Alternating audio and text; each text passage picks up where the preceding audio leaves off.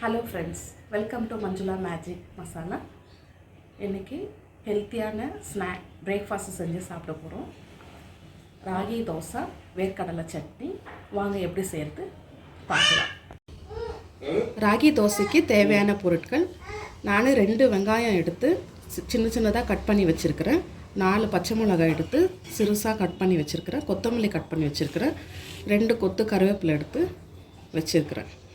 நம்ம இதெல்லாம் வந்துட்டு இது வந்துட்டு நேற்று இட்லி மாவு, மீதமுள்ள இட்லி மாவு 1 கிளாஸ் இருந்துச்சு சின்ன கிளாஸில், அதை எடுத்து வச்சுருக்குறோம். இதில் நம்ம 3 கிளாஸ் இல்லைன்னா 4 கிளாஸ் அதே கிளாஸில் அளவில் 4 கிளாஸு இதில் ராகி மாவு சேர்த்து இந்த இன்க்ரீடியன்ட்ஸ் எல்லாம் சேர்த்து நல்லா கரைச்சி எடுத்துக்கணும்.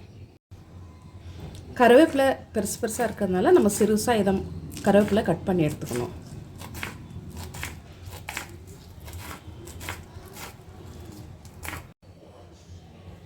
இப்போ இந்த மாவில் இந்த ராகி மாவு நம்ம சேர்க்க போகிறோம்.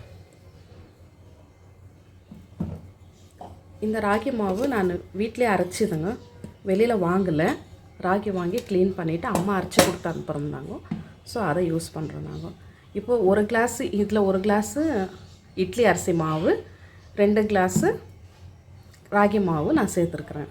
இதுக்கு தேவையான அளவு தண்ணி ஊற்றி கரைச்சிக்கலாம். ராகி மாவு சேர்த்த பிறகு தண்ணி 1 கிளாஸு, 2 கிளாஸு, ஆக்சுவலி 3 கிளாஸ் சேர்க்கணும். நான் இப்போ 2.5 கிளாஸ் சேர்க்குறேன். அது கன்சிஸ்டன்சி இல்லை, 3 கிளாஸே சேர்த்துடலாம், சரியாக வரும்.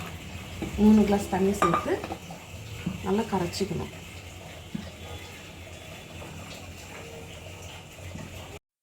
பாருங்கள், நான் நல்லா தண்ணி ஊற்றி 2 கிளாஸு ராகி மாவு, 1 கிளாஸு இட்லிக்கு அரைச்ச மீதமுள்ள மாவு, அதுக்கு தேவையான அளவு 3 கிளாஸு தண்ணி ஊற்றி நல்லா கரைச்சி எடுத்துருக்குறேன். கரைச்சிட்டு அதுக்கு தேவையான உப்பு 1 ஸ்பூன் உப்பு சேர்த்துக்கிறேன்.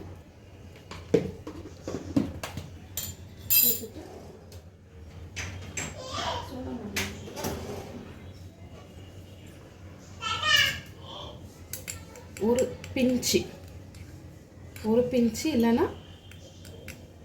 இவ்வளோ சோடா மாவு சேர்த்துக்கணும்.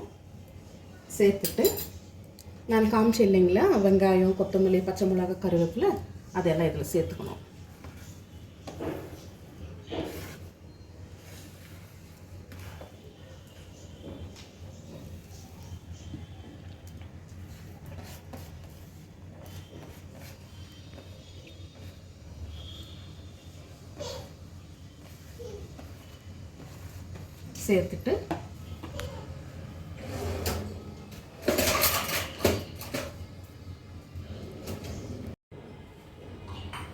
சேர்த்துட்டு இது நல்லா மிக்ஸ் பண்ணணுங்க.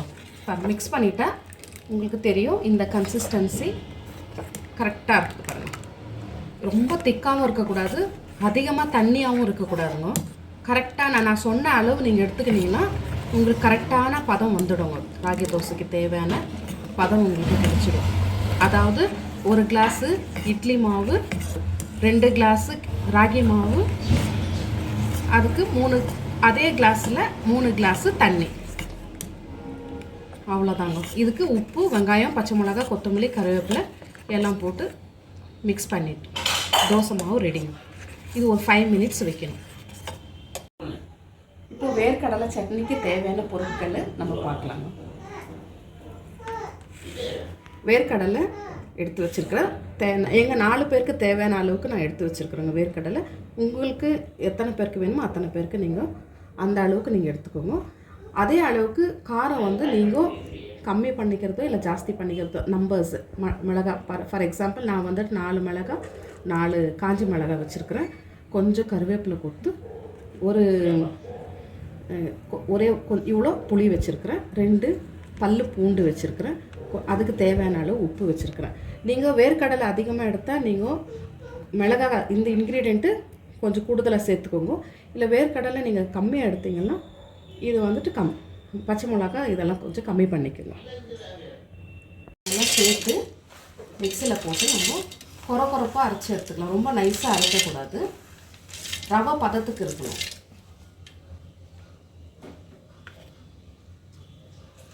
பச்சை மிளகாய், கருவேப்பிலை, காஞ்ச மிளகாய், புளி, பூண்டு, உப்பு. இந்த கருவேப்பிலை காஞ்ச மிளகாய் தாளிக்கிறதுக்கு எடுத்து வச்சுருக்கிறேன். ஸோ இதில் மிக்சியில் போட்டு அரைக்கலாம். அதுக்குள்ளே நான் ஜூஸ் குடிச்சிட்டு வந்துடுறேன். இது வந்து பிசி ஜூஸுங்க. என்னுடைய ஹஸ்பண்டு டெய்லி ஒரு ஜூஸ் போடுவார். அதில் இன்றைக்கி வந்துட்டு பிசி ஜூஸுன்னு போட்டு வச்சுருக்கிறாரு. பிசி ஜூஸ்னால் B for beetroot, C for carrot. So அந்த ஜூஸை நான் பிஃபோர் பிரேக்ஃபாஸ்ட்டு நான் எடுத்துக்குவேங்க. எப்போவுமே குடிச்சிட்டு வரேன். சாரிங்க, நான் தேங்காய் சேர்க்க மறந்துட்டேன். பாருங்கள், இவ்வளோ தேங்காய் சேர்த்துக்கணும் அதில் மிக்சியில். இப்போ நம்ம அரைச்சி எடுத்துக்கலாம்.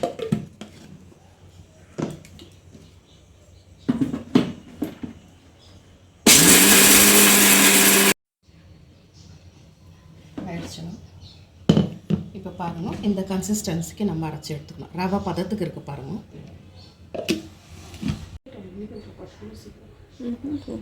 இப்போ சட்னி தாளிக்கலாம். கொஞ்சம் 2 ஸ்பூன் எண்ணெய் விட்டுட்டு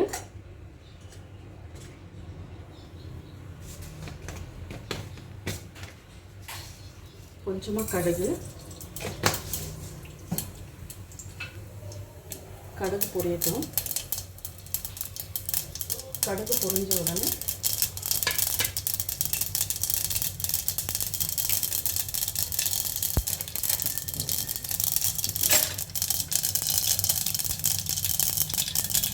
கருவேப்பிலை, காஞ்ச மிளகாய்,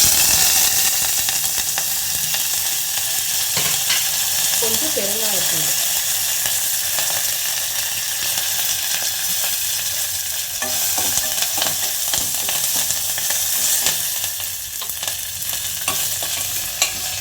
தாளிச்சிட்டு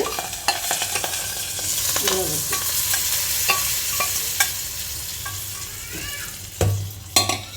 அவ்வளோதாங்க, சட்னி ரெடி. இது ரொம்ப சுவையாக இருக்குங்க, ரொம்ப நல்லா டேஸ்டியாக இருக்கும். இது நீங்கள் ராகி பாலுக்கு சாப்பிட்லாம், ரைஸுக்கு சாப்பிட்லாம். அதே சமயத்தில் ராகி தோசைக்கு, இட்லிக்கு எல்லாத்துக்கும் இந்த சட்னி சேர்த்துக்கலாங்க. இது நீங்கள் ஒரு முறை செஞ்சு சாப்பிட்டு பாருங்க, ரொம்ப டேஸ்டியாக இருக்கும். தோசை மாவு கரைச்சி 5 மினிட்ஸ் ஆயிடுச்சுங்க. இப்போ வாங்க தோசை சுடுறேன், பார்க்கலாம்.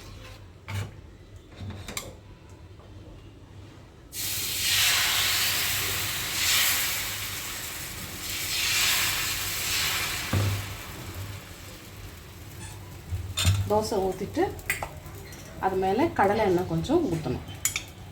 கடலை எண்ணெய் ஊற்றிட்டு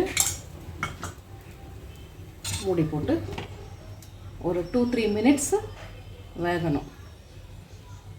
வெந்த பிறகு நம்ம திருப்பி போட்டுட்டு எடுத்துடணும்.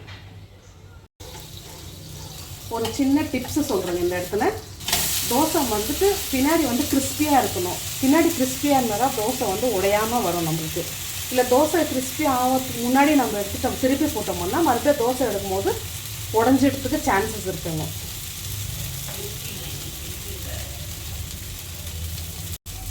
இப்போ தோசை எடுத்துடுறாங்க.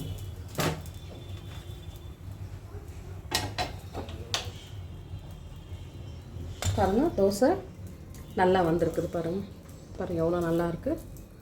ஹெல்த்தியான ராகி தோசை ரெடிங்க. இன்றைக்கு என்னுடைய பிரேக்ஃபாஸ்ட்டு ராகி தோசை, வேர்க்கடலை சட்னி. நான் இன்றைக்கி இதை சாப்பிட போகிறேன். நீங்களும் செஞ்சு சாப்பிட்டுட்டு எப்படி இருக்குதுன்னு கமெண்ட்டில் சொல்லுங்கள். மறக்காமல் சப்ஸ்கிரைப் பண்ணுங்க, ஷேர் பண்ணுங்க, லைக் பண்ணுங்க.